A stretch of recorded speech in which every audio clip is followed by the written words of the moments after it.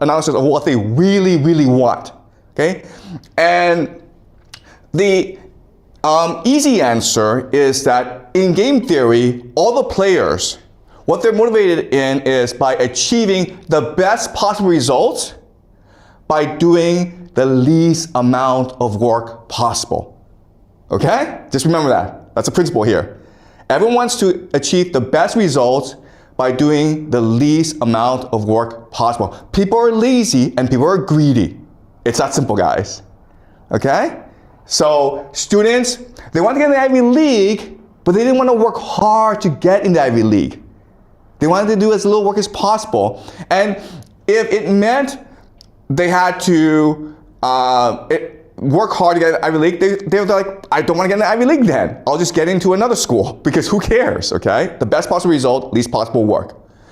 Parents are like, yeah, I can have my kid work hard, but what's important is for me to control my kid, right? Because only I know how to ensure my kid succeeds. So I don't want my kids to think critically or be independent. I want my kids to obey me. Now teachers are like, listen, this is a job, man, okay? I have kids.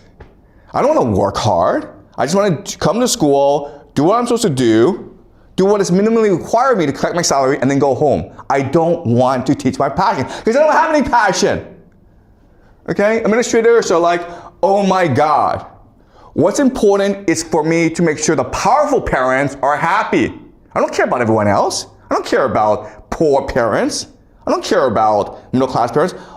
As long as the parents who are powerful are happy, I can keep my job, right? The government is like, you know what? I don't want innovation in this country. Even though I say I want it because I don't want problems in life, okay? I just want things to just stay the way they are and everyone's happy, okay? So now we understand what happened, all right? All right, so now what I will show you is this.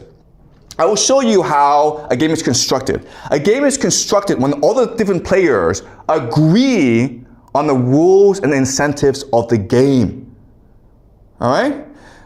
I was an outsider. I was not a player. I came in to construct a game in which I felt that students would thrive, and they did thrive. But that's not what they want.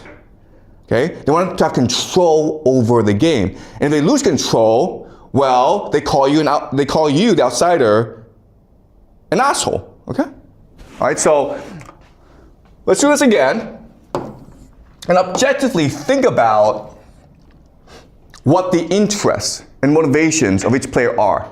And when their interests converge, that's the game they play. All right, so you have students, parents, teachers, leaders, school administrators, and then the colleges. Okay? Another thing that you have to do in game theory that's very important is you have to rank the power of each player. Yeah, you have a question? The government? Excuse me? The government, yes. Sorry. You're right. I forgot about the government. Okay, and the government. Okay. Another thing that you have to do in game theory is you have to rank the importance of the players. Okay, so not all players are equal. So in this game theory, even though there are students, and students are the majority, students actually don't matter. Okay? What students actually think and want don't actually matter. What matters, of course, are the parents, because the parents pay to play in this game, and parents can cause a lot of problems if they don't get what they want, okay? So the most important are the parents. Then you have the teachers. Why? Because the teachers are the ones who are implementing the rules of the game, okay? The way that teachers behave determines how this game is played. And then these two are the most important, okay? Then maybe you have administrators as well, but they're not as important as the parents and the teachers. The government doesn't really matter because they don't really care, right? It's one school among thousands. Who cares what the school does as long as it doesn't cause me any problems? The colleges don't care either.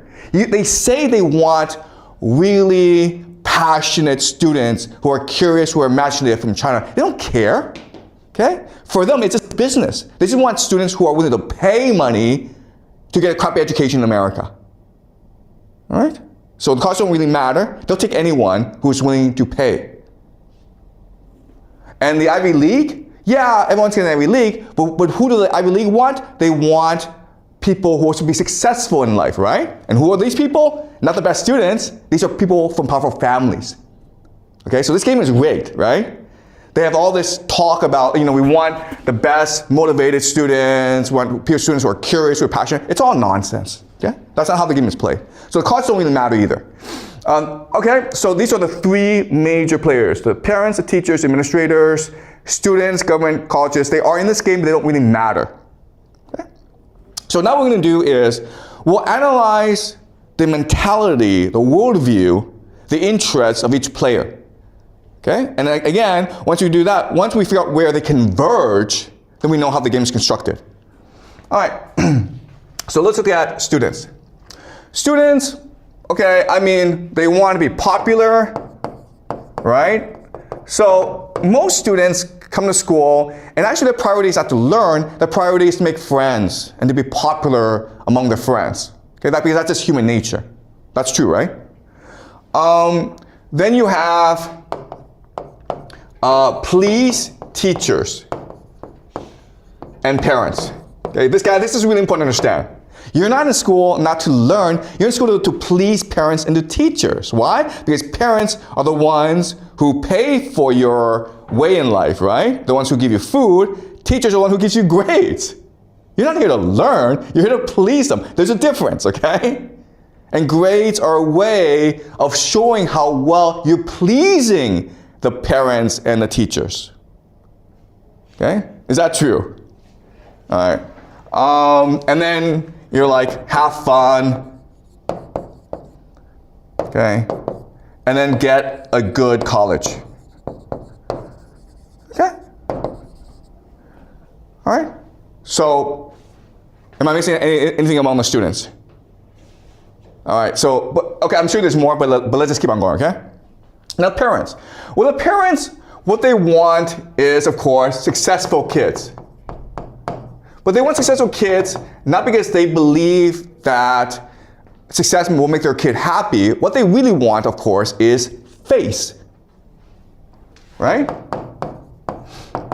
They want their kid to go to the Ivy League, and they don't really care if the Ivy League provides a good education or if their kid will be happy at the Ivy League. They just want to brag to their relatives and their friends and their colleagues, my kid is at Brown or Cornell or Dartmouth.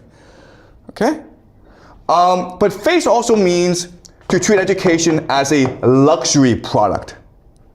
Why do parents send kids to national schools? Not because national schools provide a better education, it's because national schools are more expensive. And most importantly, national schools have white faces, right?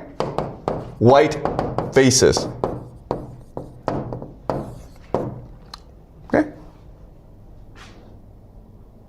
This is the main marketing tool of national schools, right? They have all these white faces, white teachers, and like, oh my God, this is a real national school now. You don't care if the teacher is actually good at what they're doing. You don't care if the kids are actually learning. You don't care what the curriculum is. You don't understand that sort of stuff. You just understand, okay, 10 white faces, therefore, this is a good school. It's that simple. Okay? And then, of course, you want some good outcome. Okay? You want a good outcome. You don't care if your kid is actually learning in school. What you want is your kid to get good grades, to get into good college. Okay? These are not the same thing. All right? So that's the parents. Then the teachers. Teachers are really simple because teachers do this job, and for them, the priority is to do as little work as possible to get by. Okay? I'm not saying all teachers, but I'm saying the majority of teachers in the school are just trying to get by because, quite honestly, they have families. And they have other responsibilities. So they don't have time to focus entirely in school, okay? So basically just get by. Okay? Or the minimum amount of work. Okay? You may not believe this, but like when you actually grow up and get a job, you'll do the same thing, okay? Just do a minimum amount of work in order to get by. Administrators, they want good outcomes, but what their real priority is to protect relationship with parents. Okay? Just give parents what they want. Okay? Their job is to sell the school, so whatever parents want, you just give it to them. And administrators also, by the way, have families. This is a job for them. They also just want to get by. Okay? They're not trying to build the best school possible. They're not trying to change the world. They're not trying to educate students. They're just trying to get by. Do the least amount of work in order to get by. Government is, okay, they say they want innovation, creativity, technology, but really it's just like no problems, guys. Okay? As long as you don't create any problems for us, we're happy with you. Just stay away from us. We're happy to not bother you. Please don't come bother us. Yeah, that's government. Also, what they want is for students who will also be no problems in the future, right? Right? So compliance. So as long as schools are teaching you how to obey authority, how to comply, how to do what you're told, they're happy. You're a good school. Okay? Colleges, again, just want the money. Okay? That's all they care about. If you're willing to go to an American college and pay, how much is it nowadays? Like $50,000, $100,000 a year? That's a lot of money, guys. Okay? If you're willing to pay that, they'll take you. I guarantee you. Even if you don't speak English, they'll take you. All right? Yeah?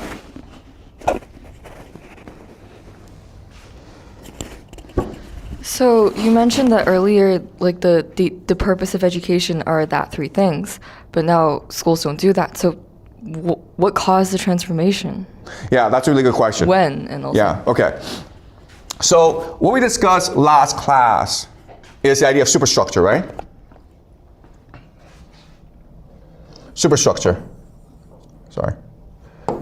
Superstructure is just the macro picture of a society. It's demographics. How many people are there? It's economy. It's politics. It's religion. Okay, and we discuss how societies are born, they mature, and then they die. Okay? So there's actually another way of understanding this. You can actually use three metrics to understand how societies develop, okay? And these three metrics are cohesion, openness, and energy. Okay? So, what is energy? Energy just means you want to work hard. Okay? You believe, you're motivated, you're driven, you work hard all the time. And working hard just doesn't mean like you work 12 hours. It just means like you're focused, you're attentive. Right? So for example, if you're working at a restaurant as a cook, you want to make a really good meal. Okay, you're energetic about it. Okay, does that make sense? That's energy. Okay, so openness just means that you want to learn, you want to grow. You're willing to admit you made a mistake and improve on yourself. Okay? And the last thing is cohesion, where you see yourself as part of a society, part of a community of people. And you want your community to grow as well. And when you have all three things together, the schools are great. Okay? And so, for example, go to Finland. It's a small country, maybe about 5 million people, but the schools are amazing.